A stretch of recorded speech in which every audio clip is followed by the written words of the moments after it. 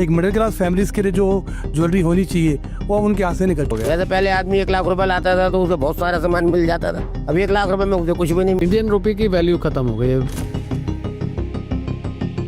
दोस्तों गौर से देखिए इस ग्राफ को, यह है चाइना का गोल्ड परचेस ग्राफ और पिछले 3-4 सालों में इस ग्राफ ने ऐसी रफ्तार पकड़ी है कि पूरी दुनिया के गोल्ड प्राइसेस हिलने लगे। और सिर्फ चाइना ही नहीं, रशिया भी तेजी से अपनी तिजोरी में गोल्ड भरते जा रहा है। इसके साथ साथ पोलैंड, तुर्की और इंडिया भी तेजी से अपने गोल्ड रिजर्व बढ़ाते जा रहा है।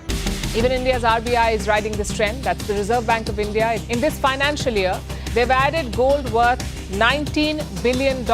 It is cutting back on US government debt. Gold hits another record. Spot gold prices have climbed above $4,000 an ounce for the first time ever.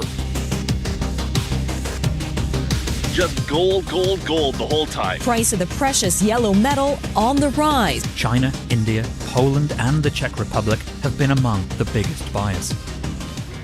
In fact, India has increased its gold reserve from 661 tons to 779 tons in the last 5 years. यानी सिर्फ भारत ने 220 ton सोना खरीदा हुआ है और इसका असर ऑलरेडी इंडियन मार्केट में दिखने लगा है। जहां निफ्टी ने पिछले एक साल में सिर्फ 2.46% का रिटर्न दिया है, सेंसेक्स ने 2.41% का रिटर्न दिया है, लेकिन गोल्ड ने लगभग 63% का रिटर्न दिया है। और पिछले 5 सालों में जहां निफ्टी ने 170% का रिटर्न दिया है, सेंसेक्स ने 118% का रिटर्न दिया है, लेकिन गोल्ड ने 165% का रिटर्न दिया है। Gold has surged over 50% in the past year. It's a really fascinating asset. It's been around for a long time, which just shows the power of what it's been and how it's played into the market. Gold prices to rally further as several factors have turned positive for the yellow metal.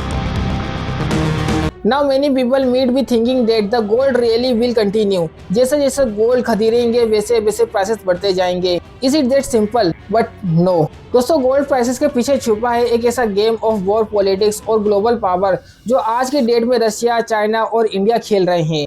और ये gold rally कोई normal price नहीं है, ये एक ऐसा weapon है जिसे चाइना और रशिया अमेरिका के खिलाफ अपनी पोजीशन को मजबूत बनाना चाहते हैं।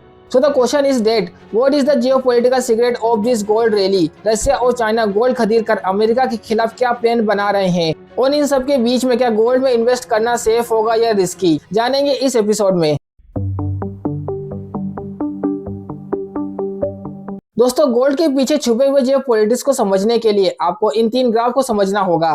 सबसे पहला ग्राफ यह बताता है कि जब जब दुनिया में वॉर या क्राइसिस होती है तब तक गोल्ड प्राइसेस बढ़ने लगती है। जैसे 1970 में ईरानियन रिवॉल्यूशन हुआ, सोवियत यूनियन ने अफगानिस्तान को इन्वेड किया और इसराइल में योमपुर वॉर चल रहा था, so both oil and gold prices started rising. उसी तरह जब रशिया ने यूक्रेन को इन्वेड किया तो गोल्ड के प्राइसेस बढ़ने लगे और यह हर बार होता है। So the question is that what is the connection between war and gold price? दोस्तों इसका जवाब छुपा है 1944 के एक एग्रीमेंट में। दोस्तों 1944 में वर्ल्ड वॉर 2 खत्म होते होते पूरी दुनिया की इकोनॉमी टूट चुकी थी, यूरोप तबाह हो चुका था, जापान और जर्मनी की इकोनॉमी बर्बाद थी, लेकिन एक देश था जो इस पूरे केओस के बाद भी और पावरफुल बन गया और वो देश था अमेरिका।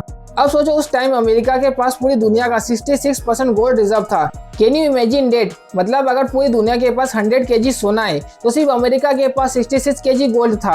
और आपको गोल्ड की सबसे इंटरेस्टिंग बात पता है क्या है? आप चाहे दुनिया के हर कोने से, हर माइन से, हर एक टेम्पल से पूरी दुनिया का सोना अगर आप एक जगह पे जमा कर लो तो भी सब मिला के सिर्फ 23 बाई 23 बाई 23 मीटर का क्यूब बनाएंगे। So gold can not be printed like money and it is always in scarcity. So America ने क्या किया? अमेरिका ने सारे देशों को जमा किया और बोला देखो भाई लोग, तुम सब लोग अपनी करेंसी में लड़ाई करना बंद करो, एक काम करते हैं, आज से पूरी दुनिया के लिए एक स्टैंडर्ड करेंसी बना देते हैं, द यूएस डॉलर। और मैं यानी अमेरिका ये गारंटी देता हूँ कि अगर कोई भी देश मुझे $35 देगा तो मैं उसको 1 आउंस सोना दूंगा। Simply dollar will be backed by gold. इसका मतलब क्या हुआ?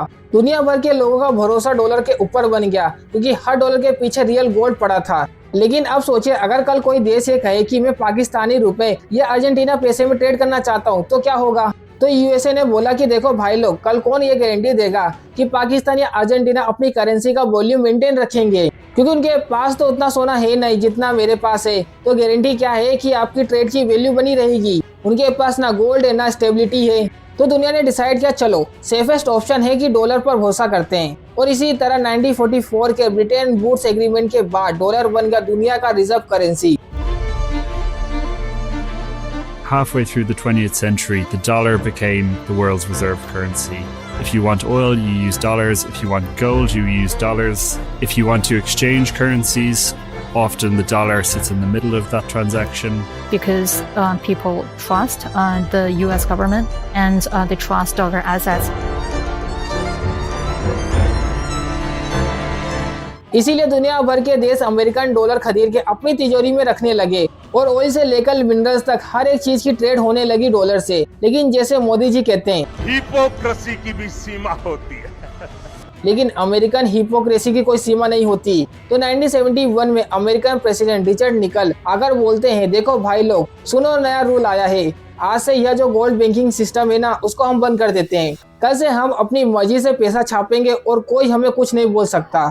भाई ने बोला करने का तो करने का। तो पूरी दुनिया को स्ट्रेस हो गया। वो बोले कि भाई हम तेरे पे भरोसा करें और तू अब बोल रहा है कि तुझे जितना पैसा चाहिए तू उतना पैसा छापेगा। और अगले 20 सालों में हुआ भी ऐसा ही। सो सारे देश बोले कि भाई ये तो पागल हो गया है, यहाँ डॉलर छोड़ो, गोल्ड लेते हैं, क्योंकि गोल्ड को कोई प्रिंट नहीं कर सकता।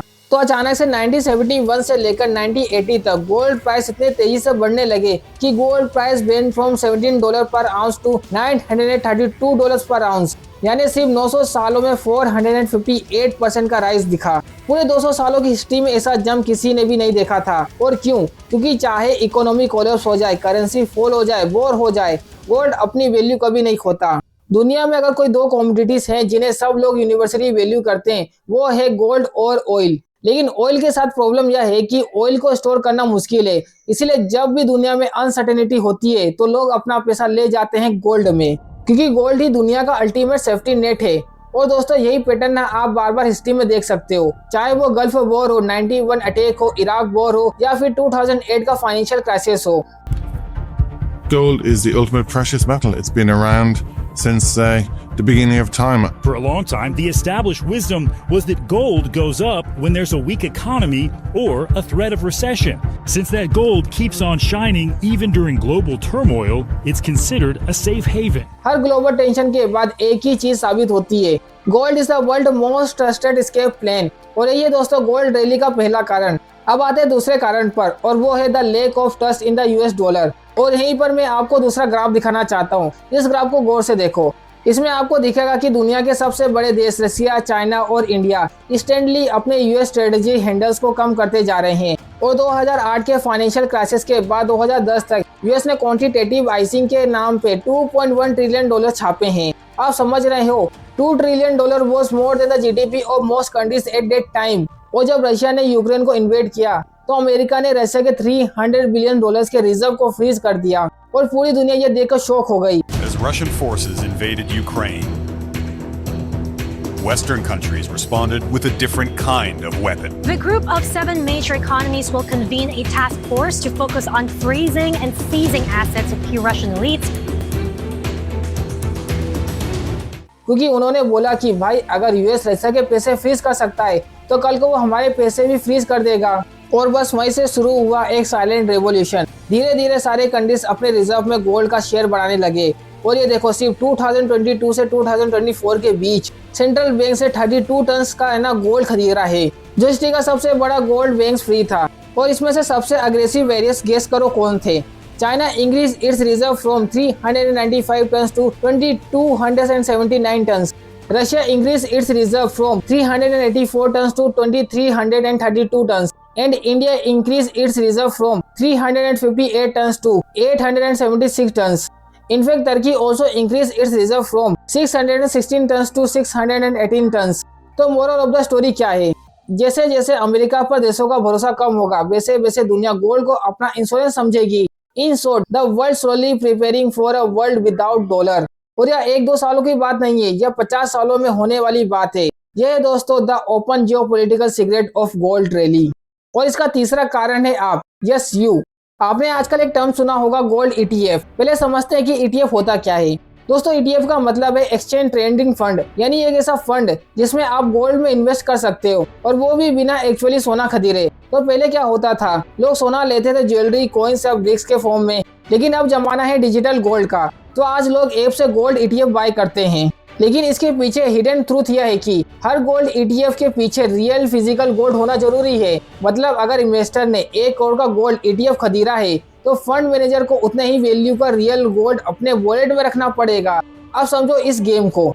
जब भी दुनिया में पैनिक आता है, जैसे कोविड-19 पेंडेमिक और द यूक्रेन वॉर, लोग डिजिटल फॉर्म में गोल्ड ETF खरीदने लगते हैं और इसीलिए फंड मैनेजर रियल गोल्ड खरीदने पे मजबूर हो जाते हैं। So digital demand result is really good. Buying which causes a supply sequence, which then causes a price rally.